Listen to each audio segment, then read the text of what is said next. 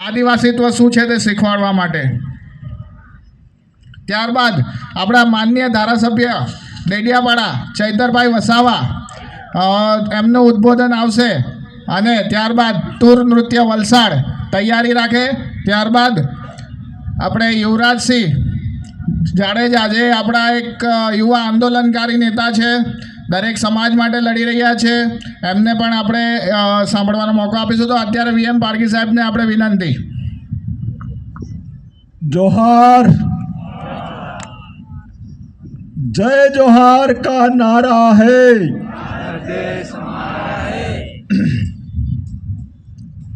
धन्यवाद. 13 સપ્ટેમ્બર વિશ્વ આદિવાસી અધિકાર દિવસની આજની ઉજવણીમાં ઉપસ્થિત સૌ ભારતના મૂળ માલિકો, અહીંયા ઉપસ્થિત મૂળ માલિકો ને હું મારા તરફથી ખૂબ ખૂબ સ્વાગત કરું છું અને જોહાર પ્રણામ પાઠવું છું. આજના કાર્યક્રમમાં ઉપસ્થિત આપણા માનનીય ધારાસભ્ય શ્રી ચૈતરભાઈ વસાવા સાહેબ,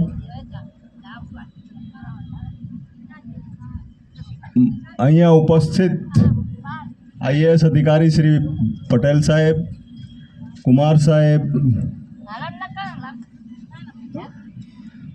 અન્ય સૌ ઉપસ્થિત અધિકારીઓ, મારા વડીલ મિત્ર શ્રી આઈપીએસ અધિકારી રિટાયર્ડ અધિકારી શ્રી કટારા સાહેબ, અન્ય સૌ ઉપસ્થિત મારા સમાજના મિત્રો, ભાઈઓ તથા બહેનો, આજે આપણે મૂળ માલિકની ખૂબ વાત કરી. મૂળ માલિક આદિવાસી, પણ આ મૂળ માલિક કેવી રીતે છે એની આપણે કંઈ ખાસ વાત કરી નથી. એટલે મારે ટૂંકમાં તમને આ વાત કરવી છે કે આપણે મૂળ માલિક કેવી રીતે છે આદિવાસી. મિત્રો, એવું કહેવાય છે માનવ જાતિનો, આ દુનિયાની માનવ જાતિનો જે ઇતિહાસ છે એ આફ્રિકાથી શરૂ થાય છે.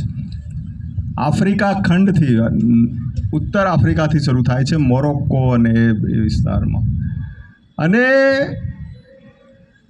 એવું કહેવાય છે કે આપણા જેટલી બુદ્ધિશાળી માનવ જાતિ લગભગ 70,000 વર્ષ પહેલાં પેદા થઈ મોરોક્કોમાં. અને જેવી એ બુદ્ધિશાળી માનવ જાતિ પેદા થઈ એટલે એમણે દુનિયાના અલગ અલગ પ્રદેશોમાં જવાનું શરૂ કર્યું વસવાટ માટે.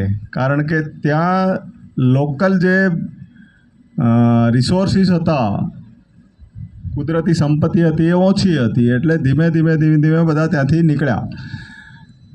સૌથી પહેલાં આપણા પૂર્વજોની વાત કરીએ તો આપણા પૂર્વજો સીધા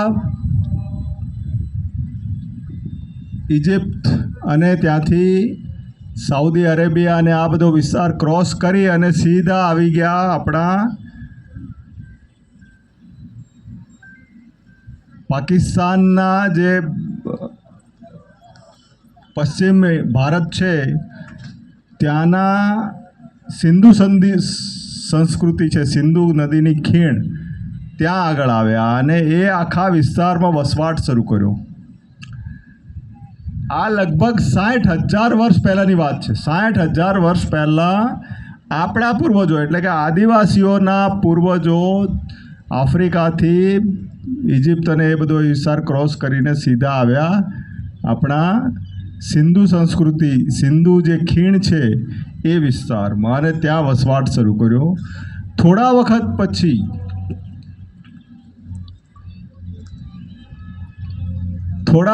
પછી આપણા જે દ્રવિડો છે એ લોકો આવ્યા અને ઈરાન અને ઈરાકને એ વિસ્તારમાં વસ્યા. પણ થોડા વખત પછી ત્યાં આગળ પાણી ફેલાઈ ગયું અને એને કારણે એમણે ત્યાંથી આવવું પડ્યું. એટલે એ લોકોએ સિંધુ ખીણ વિસ્તારમાં આવ્યા અને સિંધુ સંસ્કૃતિનો વિકાસ કર્યો આદિવાસીઓ સાથે મળીને. દ્રવિડો અને આદિવાસીઓએ સાથે મળીને લગભગ આજથી 10,000 વર્ષ પહેલાં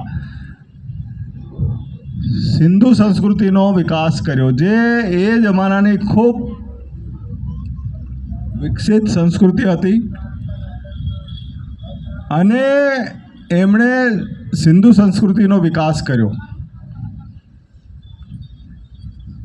એના પછી આર્યો ત્યાંથી નીકળ્યા અને સીધા જતા રહ્યા એ લોકો યુરોપ વગેરેમાં, પૂર્વ યુરોપમાં, રશિયા અને એ બધા વિસ્તારમાં, અને ત્યાંથી ફરીને ત્યાં વાતાવરણ અનુકૂળ ના આવ્યું એટલે ધીમે ધીમે પાછા અહીંયા આવી ગયા. એટલે લગભગ 3,000-4,000 વર્ષ પહેલાં એમણે આવીને દ્રવિડો અને આદિવાસીઓની જે સિંધુ સંસ્કૃતિ હતી એનો નાશ કર્યો અને આદિવાસીઓ અને દ્રવિડોને ત્યાંથી મારી ભગાવ્યા. હવે મારીને ભગાવવાની કેમ જરૂર પડી ભાઈ? કારણ કે બની શકે એમનો સ્વભાવ જ મારીને ભગાડ, કે તે વખતે તો એટલી બધી જમીનો હતી, સંસ્કૃતિ બધી ઘણી બધી જમીનો હતી, રિસોર્સિસ હતા, બધું હતું, પણ છતાં આ લોકોને મારીને ભગાવ્યા. એટલે દ્રવિડો તો સીધા જતા રહ્યા દક્ષિણ ભારતમાં અને આદિવાસીઓ મોટે ભાગે મધ્ય ભારતમાં સેટલ થઈ ગયા. હવે જ્યારે ભારતનું બંધારણ બન્યું ત્યારે ભારતના બંધારણ બનાવનારે એક ખૂબ સારું કામ કર્યું હોય. એ કર્યું કે ભારતના આદિવાસીઓ કે જે મૂળ માલિકો છે, એમને ખબર હતી કે આ મૂળ માલિકો છે, એના પહેલાં ઓરિજિનલ માલિક, એના પછી બીજા બધા આવ્યા છે, એટલે એ માલિકોને એના અધિકાર આપવા જોઈએ. કારણ કે સૌથી પહેલાં એમણે વસવાટ કર્યો હતો. તો એટલા માટે આપણા પૂર્વજો અહીંયા વસ્યા હતા. આ ગાંધીનગર છે, ઇવન અમદાવાદ છે, ત્યાં આગળ પણ આપણા પૂર્વજો સૌથી પહેલાં વસ્યા હતા. એટલે આજે પણ આ વિસ્તારમાં જો ઊંડે ખોદકામ કરવામાં આવે તો આપણા પૂર્વજોના હાડકાં અને આપણા પૂર્વજોના જે માલિકીની વસ્તુઓ આજે પણ આ ધરતીમાંથી મળે. અને એટલા માટે આપણે મૂળ માલિકો છીએ. સૌથી પહેલાં આપણે અહીંયા વસ્યા હતા. અને ભારતીય બંધારણ જ્યારે બનાવવામાં આવ્યું ત્યારે બંધારણ નિર્માતાઓને ખરેખર ખૂબ ખૂબ અભિનંદન આપવા જોઈએ કે એમણે ભારતીય બંધારણમાં ફક્ત એકમાત્ર જાતિને અલગ ઓળખાણ આપી, એકમાત્ર જાતિને, અને એ છે આદિવાસી. બીજા બધા જ સરખા, પણ આદિવાસી જાતિને એક અલગ ઓળખ આપવામાં આવી. અહીંના મૂળ માલિક તરીકે એને ઓળખાણ આપવામાં આવી અને અનુસૂચિ 5 અને અનુસૂચિ 6 એ મુજબના મૂળભૂત અધિકારો આપવામાં આવ્યા. હવે આપણા આદિવાસી તે વખતે આપણા નેતાઓ પણ એટલા ભણેલ નહોતા, એટલા એજ્યુકેટેડ નહોતા, આપણા આદિવાસીઓ પણ ભણેલ ગણેલ નહોતા. એટલે કોઈને જ ખબર ન પડી કે આ અનુસૂચિ 5 અને 6 શું છે. એટલે આપણે મોટે ભાગે એવું જ સમજતા રહ્યા કે રિઝર્વેશન, આપણને નોકરીમાં જે રિઝર્વેશન મળે એ આપણો અધિકાર. પણ એ અધિકાર તો એસસી કમ્યુનિટીને પણ છે, દલિતોને પણ રિઝર્વેશન છે, હવે તો ઓબીસીને પણ રિઝર્વેશન છે, અને હવે તો લગભગ બધી જ કમ્યુનિટીને કોઈક ને કોઈક રીતે રિઝર્વેશન મળે છે. પરંતુ માત્ર ને માત્ર અનુસૂચિ 5 અને 6 મુજબના જે અધિકાર છે એ ફક્ત અને ફક્ત આદિવાસી સમાજ માટે છે. અને એ અધિકારો મેળવવા માટે હવે આપણે પૂરતા એજ્યુકેટેડ થયા છીએ. આજ સુધી આપણને ભારતનું બંધારણ બનાવ્યા પછી એ અધિકારો જે તે વખતે બંધારણમાં તો લખ્યા, પણ આપવાની વાત બહુ કોઈએ ખાસ કરી નથી. હવે તંત્રમાં પણ ઘણા બધા અખાડા કરનાર લોકો હવે આવી ગયા છે. એટલે હવે આપણે એજ્યુકેટેડ થયા છીએ, સારું ભણીએ, સારું જ્ઞાન મેળવીએ અને બંધારણીય આપણી જે જોગવાઈઓ છે, બંધારણીય અધિકારો છે, એના માટે આપણે પ્રયત્ન કરીએ. એ ખૂબ જરૂરી છે. અને એટલા માટે 13 સપ્ટેમ્બરે હવે દર વર્ષે આપણે આ ઉજવણી કરીએ અને સમજીએ કે 13 સપ્ટેમ્બરે જે આપણે આદિવાસી અધિકારની વાત કરીએ છીએ, કયા અધિકાર છે? અનુસૂચિ મુજબ જળ, જંગલ અને જમીનના જે અધિકારો જેની જે વાત છે એ કયા અધિકારો છે, કેવી રીતે મળી શકે અને એના માટે શું કરવું જોઈએ? તો હું આપ સૌને વિનંતી કરું છું કે દર વર્ષે આપણે આ 13 સપ્ટેમ્બર આદિવાસી અધિકાર તરીકે ઉજવીએ. અને મિત્રો, જો જ્યાં સુધી આપણે પોતે અધિકાર માટે લડતા ન થઈએ, પહેલાં તો એક તો અવેર થવું પડે કે આપણા અધિકાર શું છે, અને એના માટે લડશું નહીં ત્યાં સુધી આપણને હવે કોઈ અધિકાર આપશે નહીં, કારણ કે આ વિશેષાધિકાર છે. આ બીજા કોઈને આવા અધિકાર નથી.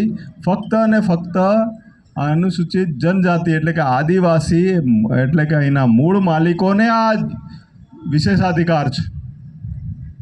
આવા વિશેષાધિકાર બીજી કોઈને પણ આપવામાં આવ્યા નથી. અને એટલા માટે કોઈને પણ એવી ઈચ્છા નહીં થાય કે ચલો આપણે આદિવાસીને એમના અધિકારો, વિશેષાધિકારો છે આપી દઈએ. અનુસૂચિ 5 અને 6 એમાં જે અધિકાર છે અને એમાં શું અધિકાર હજી ફર્ધર શું મળી શકે એની બધી ઘણી બધી વાતો કરી શકાય. અત્યારે એ બહુ લાંબી વાત નથી કરતો, પરંતુ આપણે સૌએ આ અધિકાર મેળવવા માટે પ્રયત્ન કરવો જોઈએ. આજે